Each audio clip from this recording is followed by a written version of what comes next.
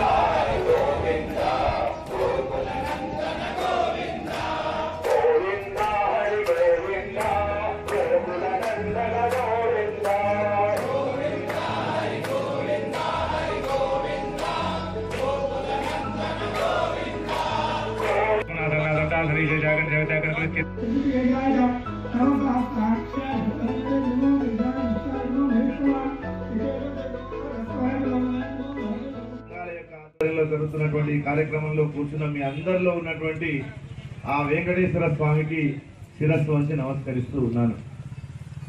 దేవాలయం అంటే దేని ప్రకారం నడుస్తుందంటే ఆగమాలు అని ఉంటాయి. ఆగమాలు, నిగమాలు అని రెండు ఉన్నాయి. దాంట్లో ఆగమం అంటే ఏంటంటే దేవాలయంలో అర్చన ఎలా ఉండాలి, ఉపచారాలు ఎలా ఉండాలి, సంప్రదాయాలు ఎలా ఉండాలి, ఆలయం ఎలా నిర్మించాలి, గంట ఎందుకు పెట్టాలి, బయట ధ్వజస్తంభం ఎంత పరిగా ఉండాలి, ఎన్ని ప్రాకారాలు ఉండాలి, ఏ దేవుడికి ఎలాంటి చందనం దిద్దాలి, ఎలాంటి కుంకుమ దిద్దాలి, ఎలాంటి తిలకధారం చేయాలి, ఎలాంటి విభూతి ధారణ చేయాలి, ప్రతి విషయాన్ని ఆగమ శాస్త్రాలు స్పష్టంగా పేర్కొన్నాయి.